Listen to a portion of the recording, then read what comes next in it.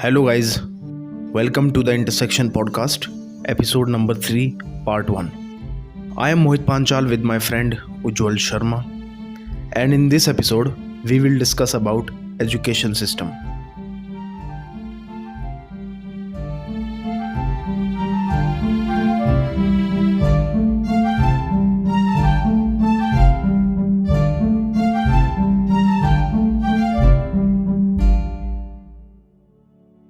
So guys, आज हम बात करने वाले हैं इंडियन एजुकेशन सिस्टम, जिसमें हम इंडियन एजुकेशन सिस्टम को पुराने समय से नए समय तक पूरा एनालाइज करेंगे और उसकी खामियां और अच्छाइयों के बारे में भी विचार करेंगे। पुरातन समय में क्या था कि शिक्षा को गुरुकुल शिक्षा पद्धति के अनुसार चलाया जाता था। हम मान सकते हैं जैसे आज की डेट में कुछ बोर्ड्स हैं, यूपी बोर्ड हुआ, सीबीएसई हुआ, कुछ अलग बोर्ड्स भी हैं। तो उस समय सिर्फ एक ही बोर्ड था, गुरुकुल पद्धति। उसमें क्या होता था कि एक सर्टेन एज में बच्चे को गुरुकुल में छोड़ दिया जाता था और उसे 25 साल 24 साल जब तक वो अपनी शिक्षा पूरी करता था तब तक उसे सिखाया जाता था और वो गुरुकुल में ही रहता था। और सब जो उसका वर्किंग लाइफ थी, तो उसका एक सर्टेन एज, उसकी लाइफ के एक सर्टेन पीरियड, सर्टेन टाइम वो गुरुकुल में व्यतीत करता था। लेकिन आज उससे बिल्कुल उल्टा हो रहा है। अगर आज एकदम प्रेजेंट में देखें तो ऑनलाइन क्लासेस इतनी हो गई हैं कि गुरुकुल का नाम तो छोड़िए, स्कूल का भी नाम ख़त्म होने जा रहा है। तो मोहित, इसमें आप क्या कहना चाहेंगे कि क्या बदलाव हैं शिक्षा में? मैं कहूँगा कि जो शिक्षा की जो क्वालिटी है कुछ बोर्ड्स में और उनमें भी कुछ स्कूल्स में वो काफ़ी कम हो चुकी है। इसीलिए आप देखेंगे कि बच्चे अलग ट्यूशन्स लगाते हैं, बावजूद इसके कि वो स्कूल में पढ़ रहे होते हैं, लेकिन वे ट्यूशन भी लगाते हैं। यानी कि maths, science, social science, civics, geography, इन सब चीज़ों को वो बाहर ट्यूशन लगा के पढ़ते हैं और फिर उनका एग्ज़ाम्स देते हैं, एग्ज़ाम्स की तैयारी करते हैं। मुझे ऐसा लगता है कि ऐसा नहीं होना चाहिए बिल्कुल भी। अगर आपके पेरेंट्स आपको स्कूल में पढ़ाते हैं, सीबीएसई बोर्ड के एक स्कूल की जो फ़ीस होती है वो एवरेजली 1400 रुपये से ज़्यादा होती है हर महीने। ये बताने की ज़रूरत नहीं है, शायद हर किसी को पता है। तो 1400 रुपये महीना देना हर महीने, और उसमें भी स्टूडेंट को बाहर ट्यूशन लगाना पड़ रहा है। स्टूडेंट्स जो है एक समय पे 3 से ज़्यादा सब्जेक्ट्स का ट्यूशन पढ़ते हैं। मैंने तो ऐसे भी स्टूडेंट्स देखे हैं जो 5-5 सब्जेक्ट्स के ट्यूशन लगाते हैं, जो शायद 10वीं के बाद साइंस या फिर कॉमर्स ले लेते हैं। वो सभी स्टूडेंट्स बाहर कोचिंग में पढ़ते हैं। तो इससे ये पता चलता है कि क्वालिटी जो है, क्वालिटी एजुकेशन जो है वो स्कूल में नहीं मिल रहा है, बिल्कुल भी नहीं मिल रहा है। और इंटरनेट ने पूरा गेम चेंज कर दिया है। एक तरफ है कोचिंग्स जो बाहर से मिल रही हैं, एक तरफ है स्कूल, और दूसरी तरफ खड़ा हुआ है इंटरनेट, यानी कि यूट्यूब, जहाँ से बच्चे फ्री में इंटरनेट के थ्रू सीख रहे हैं। इन चीज़ों ने पूरा गेम चेंज कर दिया है स्कूल का। अब बच्चे स्कूल में भी फीस देते हैं और यूट्यूब में भी कुछ टीचर्स ऐसे हैं जो अपने पेड प्रोग्राम चला रहे हैं। उनके खुद के ऐप्स हैं और उसमें भी वहाँ पे पेमेंट दे रहे हैं, कोचिंग कर रहे हैं, वहाँ पेमेंट। तो आप देख रहे हो कि किस तरीके से एजुकेशन को इस समय बिजनेस बना दिया गया है। और मैं ऐसा मानता हूँ उज्ज्वल कि अगर हमारे देश को तरक्की करनी है या फिर हम एक फ्यूचर इमेजिन करते हैं जब हम पूरी सोसाइटी को, पूरी ह्यूमन सोसाइटी को एज अ डेवलप्ड कहेंगे, तो वो डेवलप्ड सोसाइटी ऐसी होगी जहाँ पे पानी और एजुकेशन आपको फ्री मिले, जिसका आपको पैसा ना देना पड़े। यहाँ आपको एजुकेशन लेने के लिए भी पैसा देना पड़ रहा है, which is a very bad thing. आपने कहा गुरुकुल पद्धति। गुरुकुल पद्धति में फीस सिस्टम नहीं था, वहाँ पे गुरु दक्षिणा होती थी, और गुरु दक्षिणा को लोग कुछ लोग फीस समझ लेते हैं, लेकिन वो फीस जैसी बिल्कुल नहीं होती थी। आप जैसे जानते हैं कि एकलव्य ने एक अंगूठा काट के अपना गुरु को दे दिया था। क्या आज के समय में पॉसिबल है? गुरु कहेगा कि भाई तू अपना अंगूठा अपने पास रख, मुझे पैसे दे। वो इसलिए था क्योंकि उस समय जो फीस थी वो फीस का सिस्टम था ही नहीं।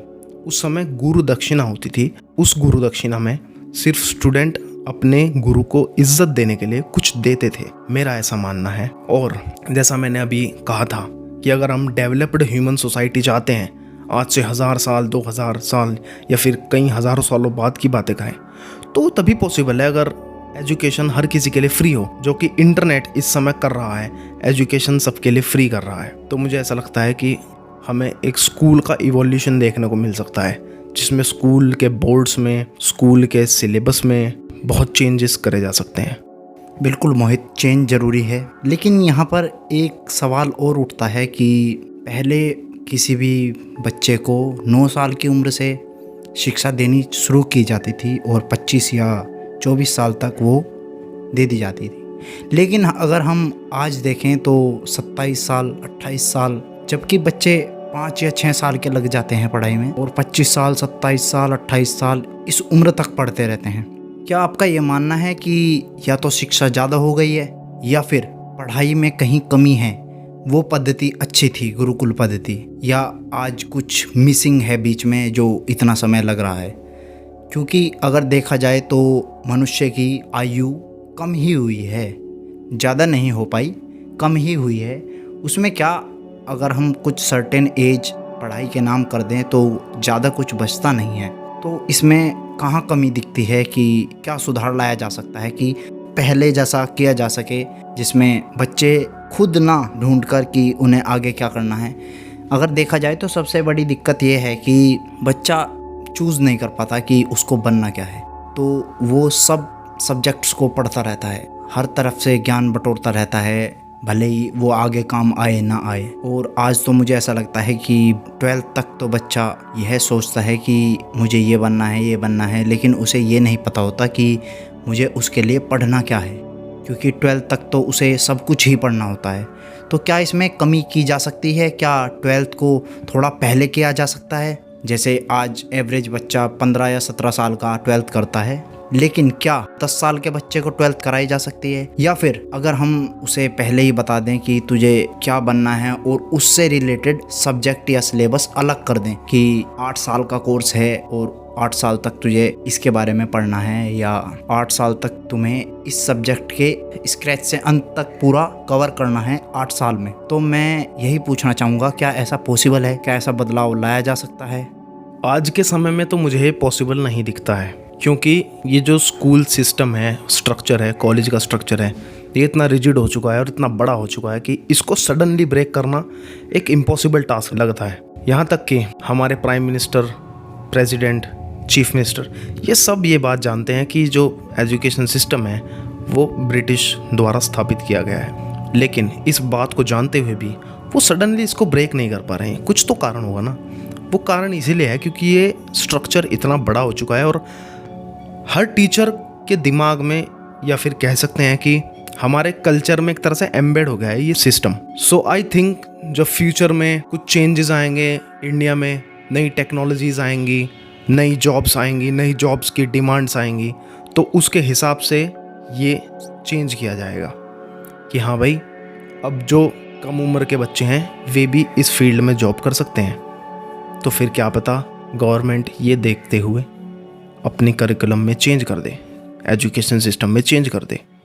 और ये मुझे लगता भी है कि आगे जाके होने वाला है।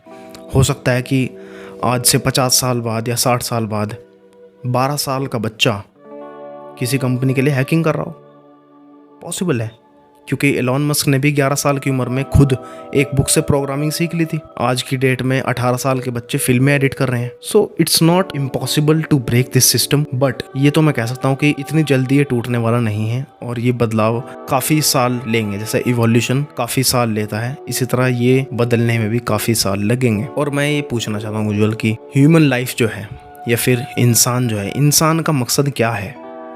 इंसान का मकसद ये है कि वो एक खुशहाल जिंदगी जिए। पैसा कमाना अपनी जगह है, रिलेशनशिप अपनी जगह है। सो क्यों ना हम एक ऐसा सिस्टम तैयार करा जाए जिससे हम ऐसे स्टूडेंट्स को तैयार कर पाएं जो आगे एक ऐसी ज़िंदगी जिए जो सोसाइटी के लिए भी काम आए और जो उनके लिए भी हैप्पी हो, हैप्पीनेस से भरी हुई हो। और अब का जो एजुकेशन सिस्टम है, अगर ध्यान से देखें तो उसमें 90% जो स्टूडेंट्स हैं, correct me if I am wrong, 90% student वो जॉब्स करना चाहते हैं। They don't want to be owner of something.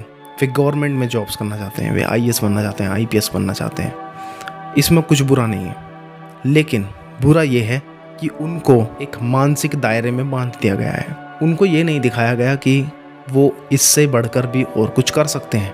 मुझे तो याद नहीं है कि कब मुझे स्कूल में म्यूज़िक सिखाया गया होगा। मैं ड्राइंग में अच्छा था, लेकिन कभी मेरे स्कूल में ड्राइंग को इतना प्रमोट नहीं किया गया। और स्कूलों की बात अलग है, लेकिन मैं अपने स्कूल की बात बता रहा हूँ। राइटिंग से आप कितना करियर बना सकते हैं। राइटिंग एक बहुत ही ब्रॉड सब्जेक्ट है। राइटिंग से आप पोएट्री लिख सकते हैं, आप किसी फिल्म का स्क्रीन प्ले लिख सकते हैं, आप गाने लिख सकते हैं। राइटिंग से आप नॉवल लिख सकते हैं, बुक्स लिख सकते हैं, क्या नहीं कर सकते। और उस राइटिंग को स्कूल में कुछ भी इम्पोर्टेंस नहीं दी जाती है at the level of art. यानी कि राइटर्स को नहीं ट्रेन किया जाता है स्कूल्स में। उन्हें क्या बताया जाता है कि ये ज्योग्राफी है, ये हिस्ट्री है, ये पढ़ो, एग्जाम दो और पास हो जाओ और क्लासेस में बढ़ते रहो। I think that's not the good way. जिस तरह के चिल्ड्रंस या जिस तरह के स्टूडेंट्स हम तैयार करेंगे आने वाले फ्यूचर में, वो लीडर्स नहीं होंगे। और अगर लीडर्स होंगे भी तो वो उस तरह के होंगे जो शायद स्कूल ड्रॉप आउट कर चुके होंगे।